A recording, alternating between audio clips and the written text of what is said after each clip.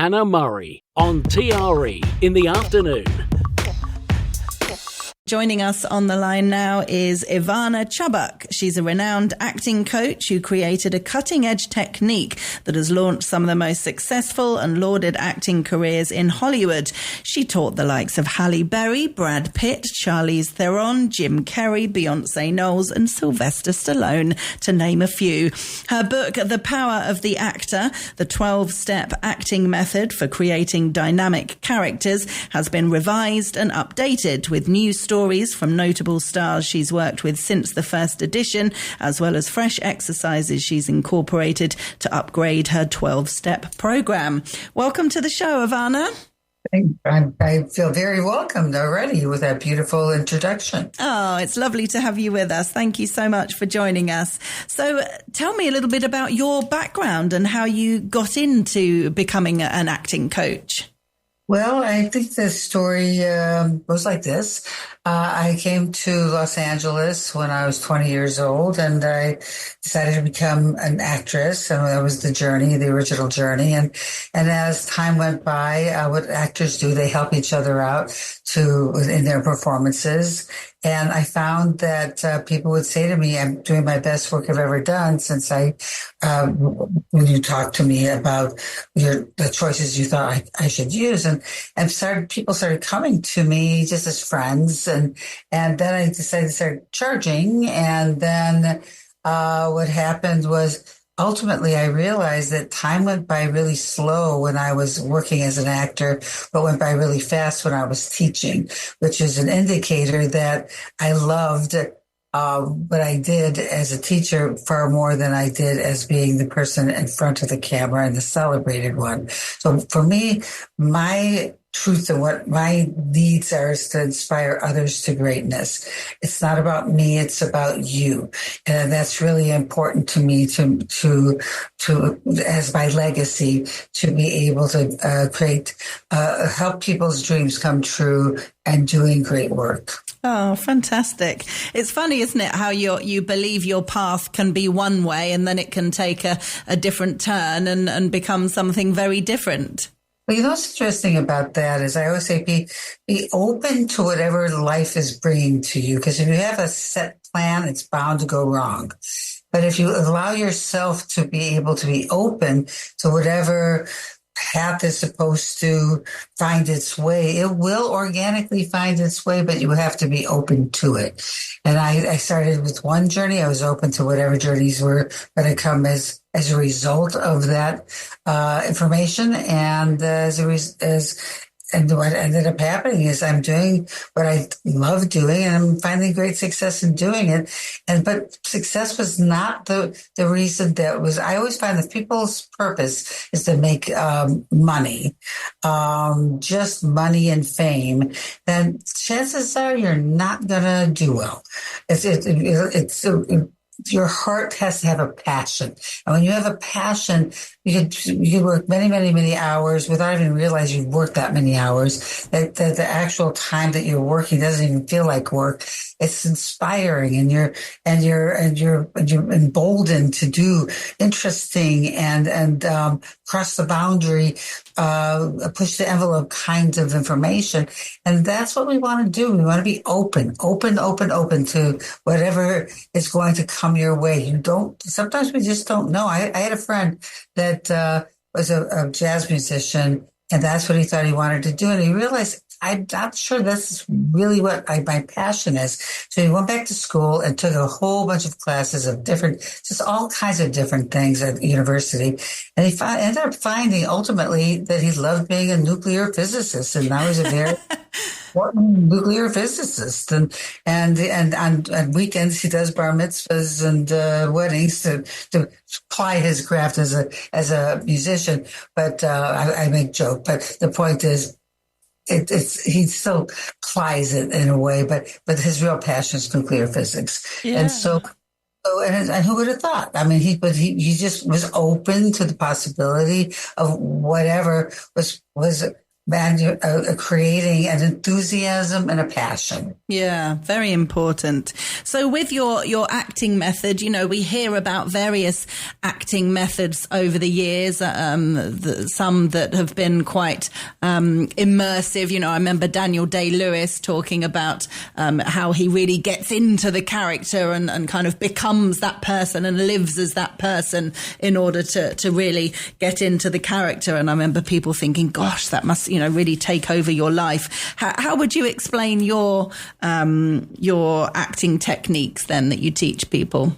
Well, it's not too far afield of what he does, but basically, what I do is use the sciences of what creates true human behavior. What happens is that we're trying to recreate the truth. We want to become the character. But how do we do this? In my system, I use the science of behavioral science, of psychology, the science of cultural anthropology, which means that you can take information of what creates culture, different periods of time, in different parts of the world that you may never have experienced, of course, or times, points of time that you never would have experienced because you're of a certain age or it happened so long ago, is that all this information gives us like a true scientific application to exploring the human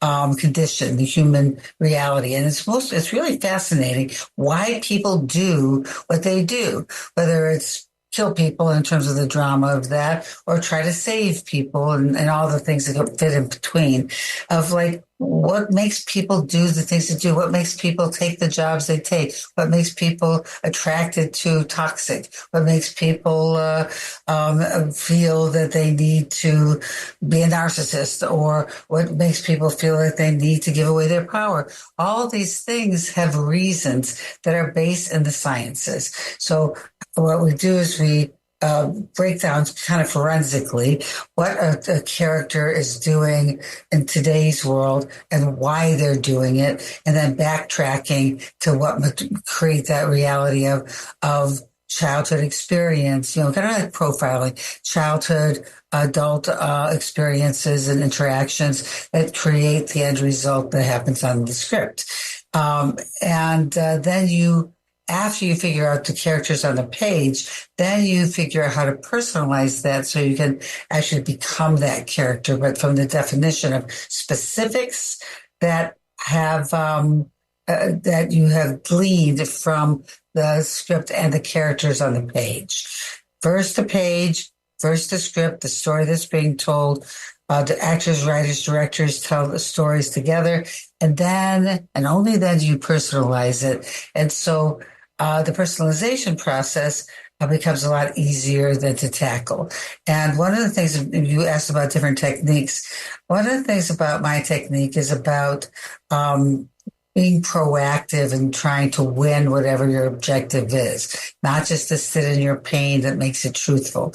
Because truth by its very nature alone is not particularly interesting and it doesn't move. Say, for example, you have a friend that is always truthfully and honestly complaining all the time about their pain. But we don't want to watch it. We don't want to be a part of that for free. Why would we pay money to watch it? So my point of view is to take that same pain that people have, but use it instead of self-destructing and being defeated by it, to rather use it as powerful fuel to overcome and win with it. Use the idea that in spite of and because of what's happened, I am going to attempt to overcome and find my way to the other side, to have evolvement, resolution, life lessons, and ultimately catharsis for the character first, and then because it's based on personalizations, to have that for yourself as well. Yeah. So does it not matter what character the actor has? The process of getting into that character is the same?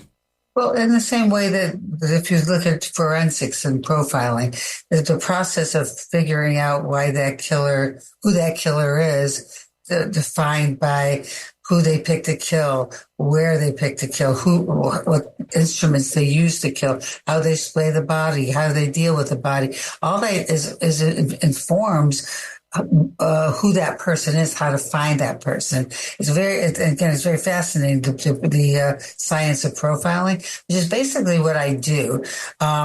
But it's for the creating a character that's accurate and authentic and organic and gritty and raw and fun to watch because it's in the moment. And so it's yes, it's basically, it's like we're profiling our characters, whether they're good or bad. Yeah. And do you think there's a certain type of character that people in general find it easier to get into than others? You know, you often hear actors talking about how it's much more fun and interesting to play a nasty person or an evil character than just a kind of plain Jane type person. Yes, it absolutely is. But part of that reason is because they're so complicated. And it's more fun to to investigate layers and the riches of what why that person also has a righteous reason to be what they do. But ultimately they do evil things. So I call it righteous reasons for evil behavior. And that's like just riches of information. However, this is what they're missing. They're missing the idea that even really good people, heroic people, saintly people have the dark side too, because without the dark side, the light wouldn't mean anything. And so it's like, it should be just as interesting and just as fun to be able to play, like in quotes, the good people, because sometimes good people have very narcissistic reasons to be good. And they're being selfless. And even Mother Teresa said on her deathbed, she said, I want everybody to know that it was me that did this stuff. We know her name for a reason. And even though she was in the back areas of leper colonies, that we would never know who she is, because who hangs out in leper colonies. But she made sure that people knew, because and there's nothing wrong with it. It doesn't take away that how good she was, because she was an amazing woman.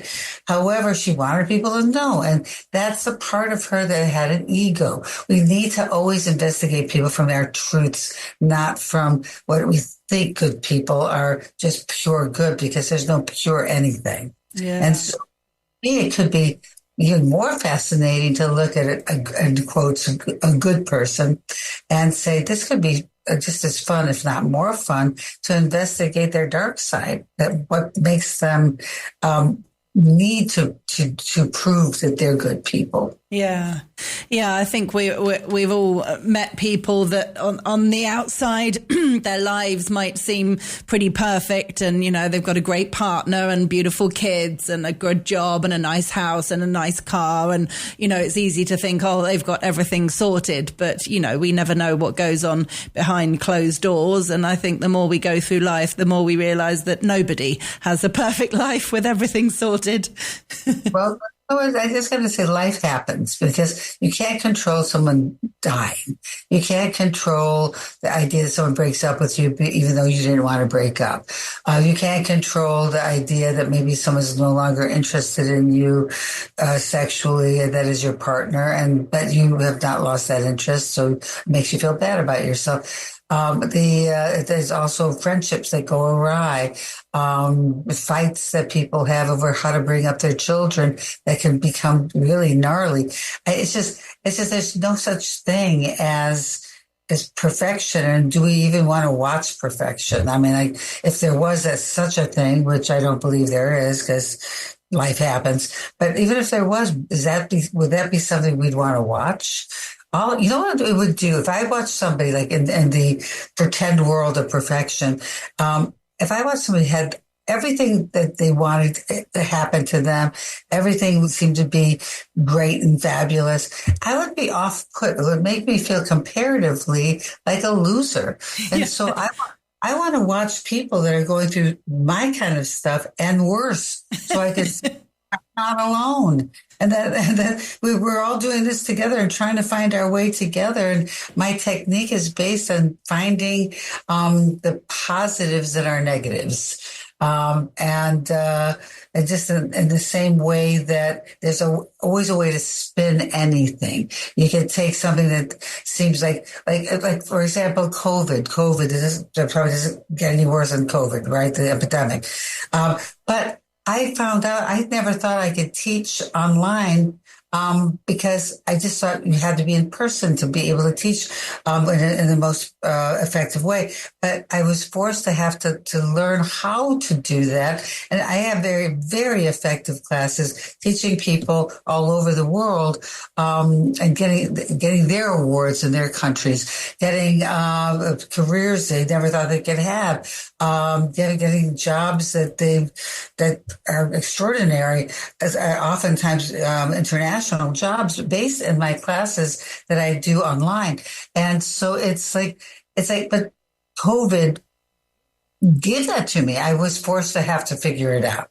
Yeah. And there's so many things I could say. I could use so many examples of like you could spin something to the worst possible thing, and you could spin things to the best possible thing. And I think that my technique is a 12-step way to figure out how to do that. Yeah. Now this works for actors, writers, and directors, but it also works just the concept. A lot of people use my book as a self-help book. I do not espouse that because I think people to truly put that kind of knowledge out, you should have some kind of degrees and some credentials to say this is the right way to do things. But I know it works for my people. I know that it bleeds into their real life and they become a more empowered people as a result of working this way. And I also know I get emails from all over the world telling me they're not in the entertainment business, but how the theory, the philosophy has helped them evolve as people to have a better life. That's fantastic. That's great to hear. And I mentioned quite a lot of very famous actors and actresses that you've worked with over the years. What has that been like? I mean, is everybody just the same, or do you sometimes find yourself going, "Oh my goodness, I'm in a room with Brad Pitt. This is very strange." Well, I got to tell you, Brad Pitt, I knew from the very beginning. The very first acting class he had was mine. So that for me, it's just the kid that grew up and became a big star. And isn't he a hottie? But I have a lot. This is Hollywood. It's like everybody's hot. But so that doesn't make any difference. But there are people most of the people that you know as stars that I've worked with have started with me. But then there are those people like Sylvester Stallone who came to me at 69. And he said, his words, he said, I feel like my art is atrophied and I want to be re-inspired. And I feel like you could do that. And what is cool about the people like that is that their people didn't call. He has no ego. He called me personally. So it was like hey, this is nice to know. So I'd like to talk to you about my art. But so it was like, is it really you? And it's like, yeah, it was really him. And he was just so kind and humble. And would you teach me? Same thing with Halle Berry, who just before the Monsters Ball, because Monsters Ball was the first thing we worked on actually was, with Halle was, Swordfish, of which she had to do her first naked scene, her first exposing her breast scene. Yeah. She came to me saying, you are, renowned for empowering women. And this would be something I'm just scared to death to do. And I said to her, well, here's how you look at it. Hugh Jackman, your co-star, who's the one who's going to be exposing your breasts too, is a man. And just imagine that, like, what your breasts are for is mammary glands. They're meant to just feed children. That's what they're there for. Yeah. Now imagine kind of power you have over a hot guy like Hugh Jackman, that you expose your boobs and he goes, "Rrr," and gets all kind of, freaked out, and it's just like doesn't know what to do. And it's like literal 2 second exposing of it. I could see the power you have over people just from mammary glands. And she said, "Well, that's a really great way to look at it." And I said, so you can have kind of like that inside self joke for yourself. It's like, I just made Hugh Jackman, be freaked out and loving what I'm showing him from my mammary glands. And so, and that began our relationship. A long-term relationship has lasted many, many, many years. And of course, our work on Monsters Ball, which is just a lot of hard work. It's like if you are somebody that thinks that acting is easy or just natural talent is going to get you there, think about Daniel Day-Lewis from the beginning of our conversation.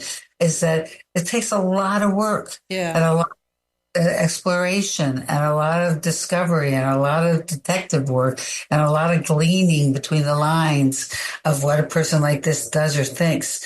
And then the 12 steps of my book gives an easy, a practical way to apply script analysis, because when I was acting, I found that most of the books about acting were very theoretical, and I didn't know what to do with that. And so I thought, someone needs to write a book on how to actually do it, a real nuts and bolts approach. And that's what I did. And there's exercises in how to get organic fear, how to feel pregnant, organically feel pregnant, how to really feel when someone's dying, or from the point of view of the person actually dying, how to really feel those feelings like it's really happening, how to really get to stoned or drunk and really feel like you're drunk or stoned or whatever. And there's formulas for so many things that will help people really get there in a way that's accurate, where like involuntary things, like for the fear, that your pupils will literally contract, your skin will pale, and your